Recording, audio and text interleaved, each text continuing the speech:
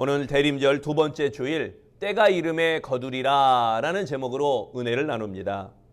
인권운동가이며 작가로 미국에서 활동하였던 엘리 위젤은 루마니아에서 태어난 유대인이었습니다. 2차 세계대전 당시 나치의 아우슈비츠 수용소에 끌려가 부모와 여동생은 가스실에서 비참하게 죽었습니다. 위젤은 수용소 여러 곳에 끌려다니다가 홀로 살아남게 되었습니다. 이후 위젤은 전쟁이 끝나고 프랑스 보육원에 보내졌고 1948년 소르본 대학에 입학하면서 신문 기자로 활동하게 되었습니다.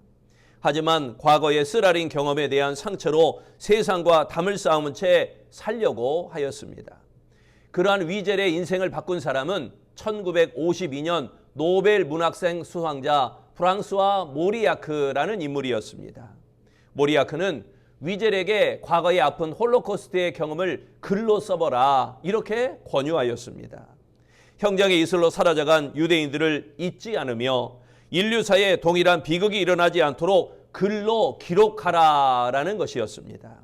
그래서 위젤은 나이트라고 하는 회고록을 비롯하여 40여 편의 소설을 써내려갔습니다. 후에 위젤은 미국 유대인 학살 기념비 회장이 되었으며 핵전쟁 방지, 인종차별 폐지, 세계평화운동에 크게 이바지하였습니다. 그리하여 1986년도에 위젤의 눈부신 사회활동이 인정되어서 그의 스승격인 모리아크와 같이 노벨 평화상을 받게 되었습니다. 그의 저서 나이트라고 하는 책에 나오는 이야기입니다. 2차 세계대전 당시에 독일에 살던 유대인들이 나치 정권하에 대량 학살을 당하게 되었습니다. 이를 주도한 사람은 아히히만이라고 하는 사람입니다. 그의 유대인 학살 계획으로 무려 600만 명이라고 하는 유대인이 죽게 되었습니다. 어느 날 아히히만은 거리에 장대를 세우고 유대인 소년의 목을 매달고 그 밑으로 사람들이 지나가게 하였습니다. 마침 그 광경을 보게 된 종군 기자 엘리 위젤이 아히히만에게 물었습니다. 하나님이 계시는데 어찌 그럴 수 있습니까?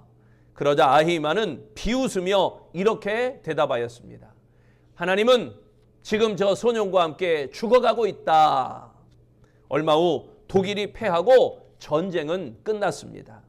아히히만은 아르헨티나의 시골에 도피하여 이름까지 고치고 숨어 살다가 이스라엘 비밀 경찰에 체포되어 전범 재판소에 넘겨졌습니다. 엘리 위젤은 아히히만을 다시 만나 다시 질문했습니다. 하나님은 어디 있습니까? 그러자 이어서 말합니다. 하나님은 지금 아히히만을 심판하고 계십니다. 사람들은 당장 벌을 안 내린다고 하나님이 안 계신 것처럼 행동합니다. 그러나 하나님은 불꽃 같은 눈동자로 지켜보고 계시는 것입니다.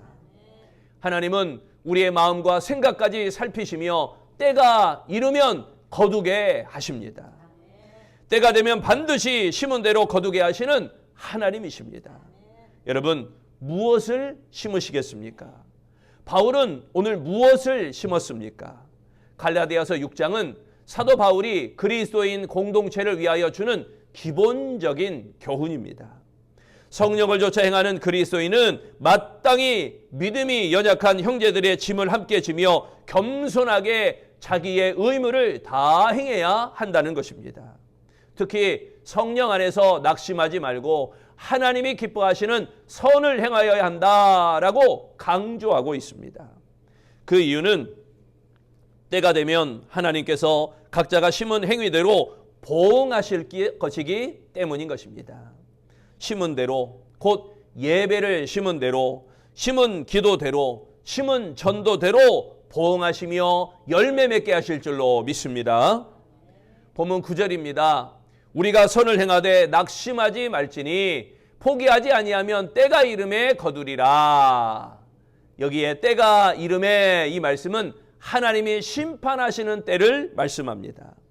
하나님의 계획 안에 있는 하나님의 때, 하나님의 섭리 안에 있는 하나님의 때를 가리키는 것입니다. 우리의 행위는 미래의 결과, 즉 하나님의 심판을 향하고 있다. 이 사실을 우리가 늘 기억해야 할 것입니다. 콩 심은 데 콩 나고 팥 심은 데 팥 난다. 여러분 이 속담 잘 아시죠? 그렇다면 때가 이름에 거두게 하시는 하나님 앞에서 우리는 어떻게 행하여야 할까요? 때가 이름에 거두리라. 우리는 스스로 속이지 말아야 합니다. 이영무 목사님이 칼럼 희망의 불씨라고 하는 책을 썼는데 그 책에 나오는 이야기입니다. 은퇴를 앞둔 한 건축자가 있었습니다.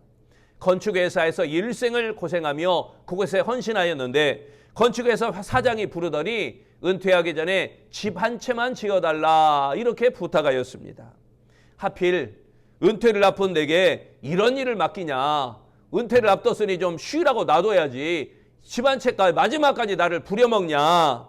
이렇게 불평하면서 건축을 시작하였습니다. 그러나 이미 마음이 떠나 있었기 때문에 설계를 적당히 했습니다. 현장 감독도 소홀히 하고 좋은 자재들도 사용하지 않았습니다. 건축 마무리도 대충 했습니다. 그리고 건물이 완공되었을 때 사장이 열쇠를 그에게 주며 이렇게 이야기합니다. 당신이 건축한 이 집은 회사를 위해 그동안 애써온 당신의 은퇴를 기념하는 선물입니다. 이제 이 집은 당신의 것입니다.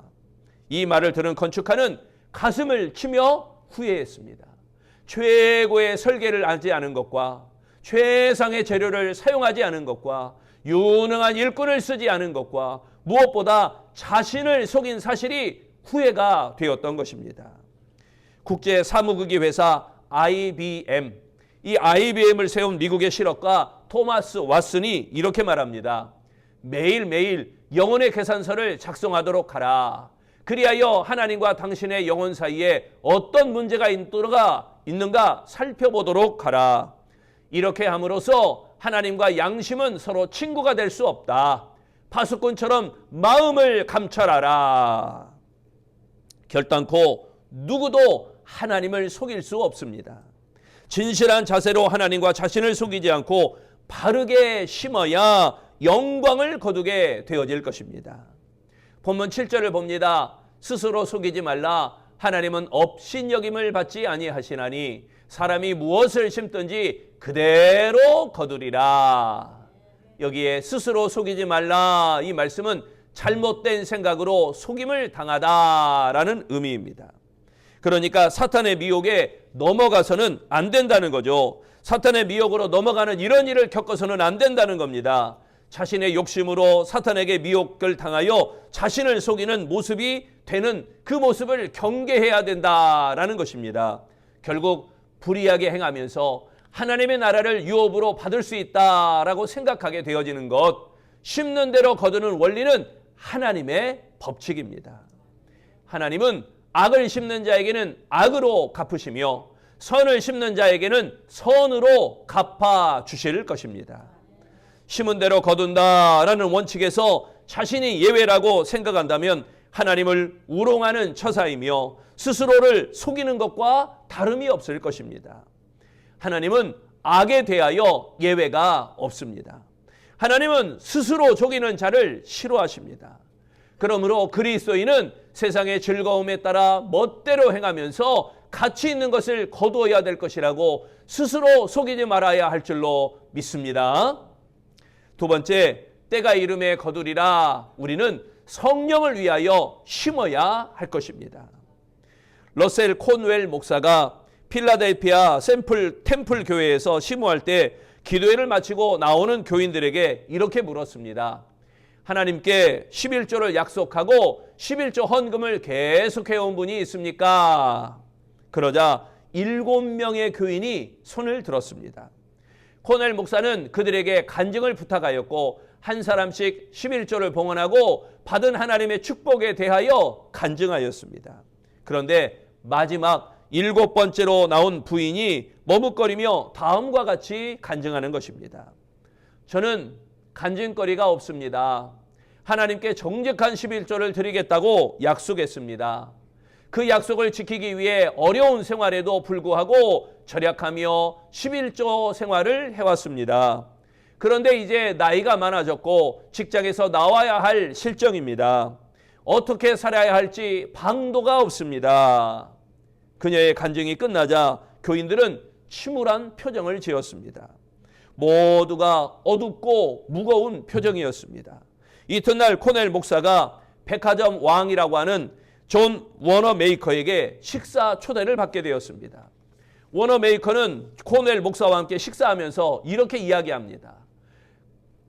목사님, 우리 회사는 사원들의 복지 정책으로 그동안 연금 제도에 관한 연구를 계속해 왔습니다. 그러던 중 처음으로 오늘 25년 장기 근속자에게 평생연금을 수여하였습니다. 얼마나 자랑스럽고 좋은 일입니까? 워너메이커는 이렇게 이야기하면서 평생연금을 받은 사람의 이름을 이야기했습니다. 코넬 목사는 그 이름을 듣고 깜짝 놀라지 않을 수 없었습니다. 왜냐하면 평생연금을 받는 사람은 바로 어젯밤 7번째 간증을 한 그 부인이었기 때문입니다. 코넬 목사는 하나님과 성령을 위하여 심은 대로 거두어지는 축복이 나타남을 믿을 수 있었다고 합니다. 8절에 말씀합니다. 자기의 육체를 위하여 심는 자는 육체로부터 썩어질 것을 거두고 성령을 위하여 심는 자는 성령으로부터 영생을 거두리라. 여기에 성령을 위하여 이 말씀은 영을 좇아 성령의 일을 생각하다라는 의미입니다. 성령을 위하여 심는 자는 영으로서 몸의 행실을 죽이는 사람을 말합니다.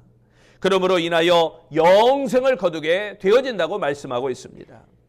우리 그리스도인들은 성령의 씨앗을 심어 반드시 성령의 열매를 거두어야 할 줄로 믿습니다. 여러분, 무엇을 거두게 될 것입니까? 이것을 아는 자들은 추수꾼이 아니라 씨를 뿌리는 파송자들입니다. 추수꾼들은 뭘 거둘지 몰라요. 그러나 뿌린 사람은 반드시 무엇을 거둘 줄 아는 사람입니다. 심은 사람이 좋은 씨앗을 파종했다면 분명 풍성한 수확을 기대할 수 있을 것입니다. 여러분, 지금 어느 철이죠? 김장철입니다. 김장철의 가장 중요한 재료 중에 하나가 고추입니다. 그런데 색깔만 보고 이 고추가 빨간 고추가 매운 고추인지 덜 매운 고추인지 여러분 아시나요? 저는 잘 몰라요. 그래서 장인어른께 물었습니다. 장인어른, 이게 매운 고추인지 안 매운 고추인지 어떻게 아십니까? 내가 심었으니까 알지. 내가 매운 고추를 심었으니까 매운 고추인 줄 안다는 겁니다. 여러분, 심은 대로 거두게 됩니다. 성령을 따르며 성령을 위하여 심는다면 풍성한 생명을 거두게 될 줄로 믿습니다. 세 번째, 때가 이름에 거두리라. 우리는 선행을 포기하지 말아야 합니다. 찰스 스펄전 목사 부부가 여러 마리의 닭을 기르고 있었습니다. 부부는 닭이 낳은 달걀을 그냥 나누어 주지 않고 돈을 받고 팔았습니다. 그러니까 최병희 목사가 닭 키워가지고 거기서 낳은 알을 여러분 하나씩 맛보세요 준 게 아니라 하나씩 1,000원 주고 파는 거예요. 여러분에게 하나씩 1,000원 주고 파는 거예요. 제가 달걀이 얼마인지 몰라가지고 1,000원이라고 했습니다. 그 일로 인해 사회의 정의를 부르짖는 스펄전 목사가 비난을 받게 됩니다. 아니, 목사님이 돈만 하는 욕심쟁이다. 스펄전은 돈만 하는 욕심쟁이다. 그러나 스펄전은 이런 비난에 아무런 변명도 하지 않았습니다. 얼마 후 스펄전 목사의 부인이 세상을 떠나게 되었습니다. 그때 스펄전 목사가 돈 받고 달걀을 팔았던 이유가 이제 알려지게 되었습니다. 달걀을 팔아 얻은 돈을 2명의 늙은 과부의 생활비를 대는 일에 모두 사용하였던 것입니다. 스펄전 목사의 부부는 늙은 과부를 이름 없이 도와야 했기에 선행을 포기하지 않고 비난을 당해도 많은 사람이 여러 가지 많은 욕심쟁이라고 하는 욕기를 있어도 침묵을 지켰던 것입니다. 9절에 말씀합니다. 우리가 선을 행하되 낙심하지 말지니 포기하지 아니하면 때가 이름에 거두리라. 여기에 포기하지 아니하면 이 말씀은 육체적으로 지쳐 그만두다라는 의미입니다. 바울은 선행의 씨앗을 뿌리는 일에 지치지 말고 계속 행하라라고 강조하고 있습니다. 우리가 9월 첫 주만 되면 해외 선교 주일로 외국에 우리도 좀 부족하지만 외국에 뭐 양 한 마리, 염소 한 마리, 때로는 암소 한 마리 후원하고 있습니다. 이 후원하는 일이 작은 마중밀이 되어서 그곳에는 하나님의 역사가 수없이 나타나게 될 것입니다. 여러분, 선을 행하는 일을 멈추지 마시기 바랍니다. 우리가 또 여러분이, 저는 목사가 소원하기는 여러분 가정마다 선교를 한 교회씩 또는 한 지역씩 해외 선교도 감당하면 참 좋겠습니다. 이게 교회가 잘 되고자 하는 일이 아니라 내가 하나님 앞에 선을 행하는 이 일을 통해서 하나님께서 우리에게 열매 맺게 하시기 때문인 것입니다. 선을 행하는 것은 씨앗을 심는 것과 같습니다. 인내하며 선행의 씨앗을 심은 일에 포기하지 않는다면, 내가 이번에는 좀 힘드니까 줄여야겠다, 내가 좀 이번에는 힘드니까 내가 이번에는 좀 포기해야겠다, 그렇지 아니하면 때가 이름에 거두게 하실 줄로 믿습니다. 그러므로 선행에 대한 결과물이 바로 나타나지 않는다고 조바심을 내지 말아야 할 것입니다. 또 선을 행하는 것을 사람들이 몰라준다고 보상이 주어지지 않는다고 실망하지도 말아야 할 것입니다. 그러므로 선을 행하되 포기하지 말고 계속해야 됩니다. 주어질 상급에 소망을 두고 인내하며 선을 행하는 아름다운 성도 되시기를 바랍니다. 요한 웨슬리는 죽음을 맞이한 후 하나님의 심판에 대하여 이렇게 말합니다. 우리가 죽은 다음 하나님 앞에 서게 될 때에 하나님께서 세 가지 질문을 하십니다. 첫째, 내가 준 시간을 어떻게 썼느냐?